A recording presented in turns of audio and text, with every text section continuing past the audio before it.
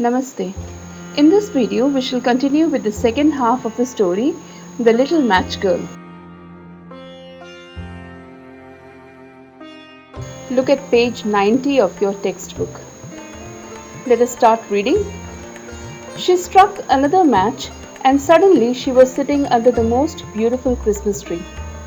It was much larger and much lovelier than the one she had seen last year through the glass doors of the rich merchant's house. 1,000 candles lit up the green branches, and gaily colored balls like those in the shop windows looked down upon her.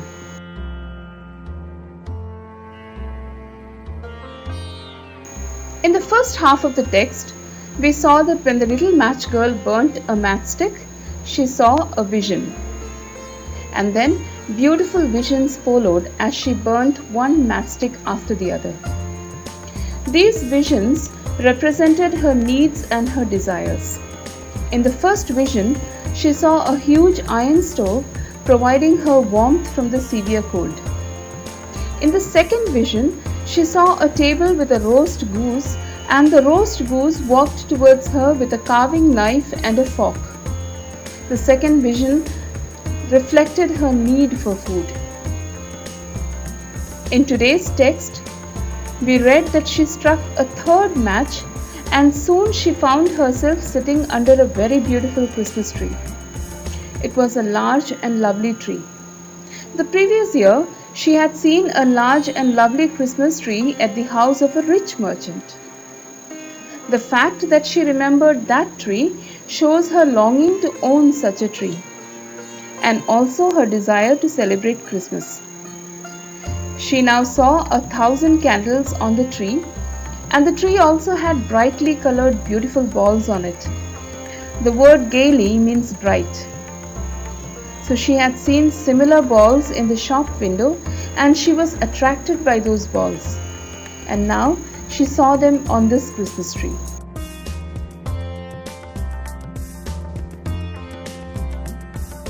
Look at the text.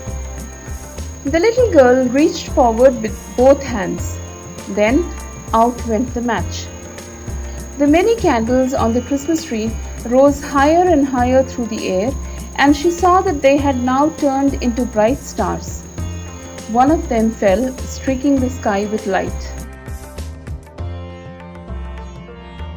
So in this third vision, her desire for celebration is fulfilled. She wanted to touch the tree with both hands, but the match burnt out. The candles on the tree began to rise up, and it went higher and higher up into the sky, where it turned into beautiful stars.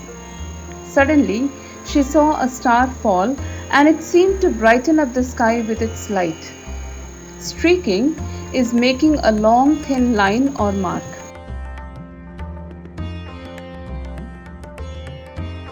Now someone is dying, said the little girl, for her old grandmother, the only one who had ever been good to her, but who was now dead, had said, "Whenever a star falls, a soul goes up to God." So here we find that the little girl remembers her beloved grandmother, who was the only one who loved her, cared for her, and had been good to her. But her grandmother had died long back. And her grandmother had told her that when a star falls, it is an indication that someone was dying. A soul was going up to God. The poor little girl did not realize that it was an indication of her own death. She was the one who was dying, and her soul would soon be with God.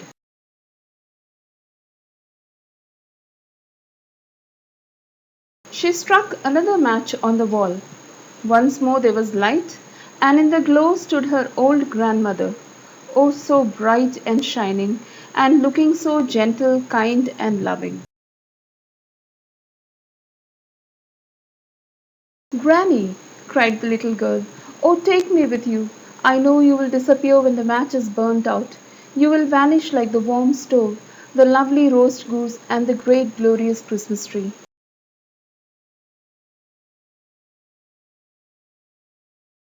Now when she remembered her grandmother, she longed for her. And as a result, when she burnt the fourth matchstick, she saw her grandmother bright and shining in that glow. Her grandmother looked as gentle, kind, and loving as she was when she was alive. She cried out to her grandma to take her along. And she also expressed her fear that just like all the objects in her previous vision had vanished, that is, the iron stove, the roast goose, and the Christmas tree, her grandma also would vanish when the match burns out. Then she quickly struck all the rest of the matches she had in the packet, for she did so want to keep her grandmother with her. The matches flared up with such a blaze that it was brighter than broad daylight, and her old grandmother had never seemed so beautiful or so stately before.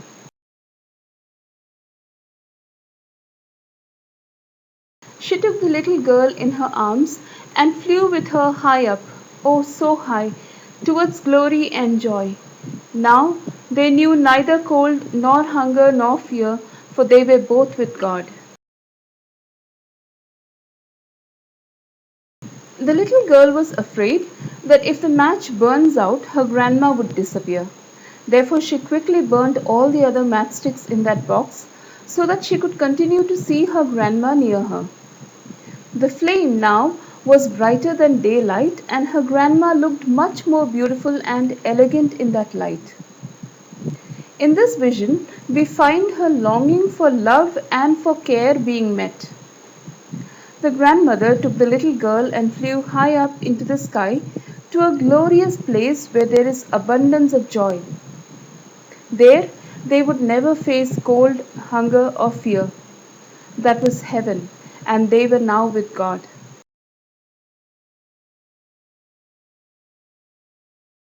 But in the cold dawn, in the corner formed by the two houses, sat the little girl with rosy cheeks and smiling lips, dead, frozen to death on the last evening of the old year. The dawn of the new year rose on the huddled figure of the girl.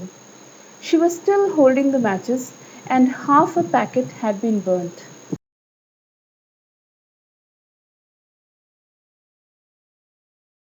She was evidently trying to warm herself, people said. But no one knew what beautiful visions she had seen and in what a blaze of glory she had entered with her dear old grandmother into the heavenly joy and gladness of a new year.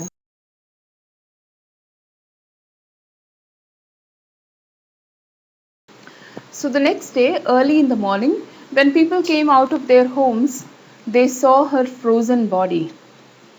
And these were the very people who did not bother about her when she was alive.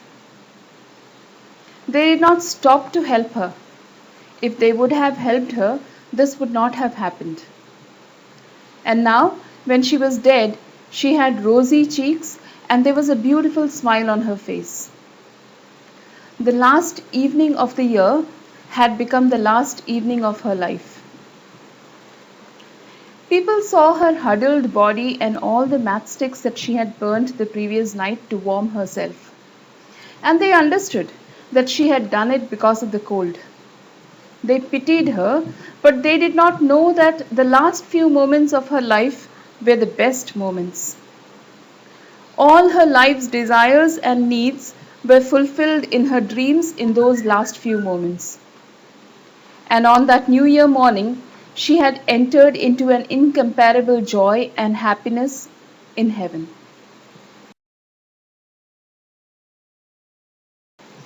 Let us now look at the themes of the story. First, class differentiation. The writer has depicted the huge gap between the financial condition of the poor and the wealthy. The visions that the girl saw and the satisfaction that it gave her convey the fact that the little girl could only dream of these things. She would never be able to enjoy them in her real life. The rich ate and drank and lived comfortably without thinking of the sufferings of the poor. Next, hope. In spite of the harsh conditions that she was in, the little girl had the hope that she would survive. Therefore, she burnt the matchsticks to warm herself all night. There are several contrasting themes that can be seen in this story, like indifference and love. So, on the one hand, we see a father who isn't concerned about his daughter, and on the other, she has a grandmother who loved her dearly. The girl longs for her grandmother even though she is dead. Poverty and wealth. The sufferings of the poor and the comfortable life of the rich is seen throughout the story. Life and death. The little girl is afraid of her father who is alive but longs for her grandmother who is dead. And also, life meant suffering for the little girl, but death brought her joy and fulfillment. That is why she is seen as having a smile on her face when she died.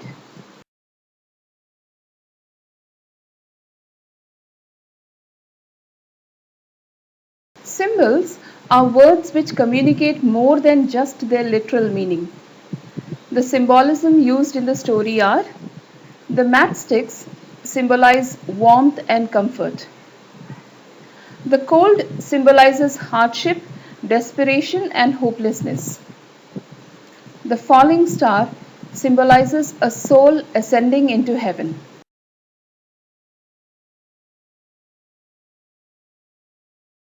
The writer has used different images in the story. Imagery could be visual, auditory, tactile, olfactory, gustatory, or kinesthetic. Some examples of visual imagery seen in the story are: snow was falling and darkness was gathering. Lights were shining in every window. A shining white cloth was spread on the table. It was covered with beautiful china, and in the center stood a roast goose.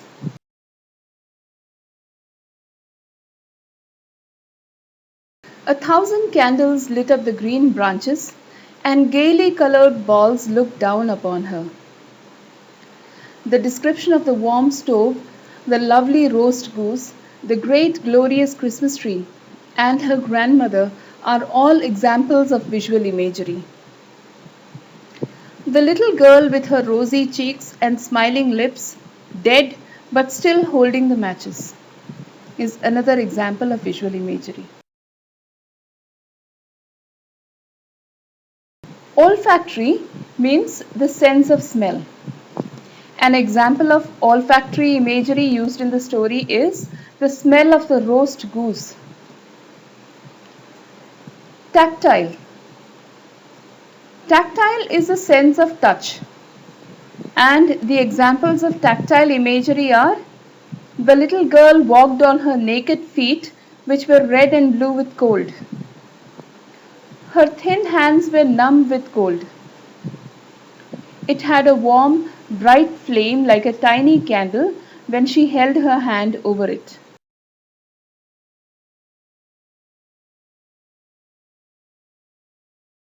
There are several examples of irony in the story. When the little girl says someone is dying, she does not realize that it is she herself who is dying. However, the readers know the truth.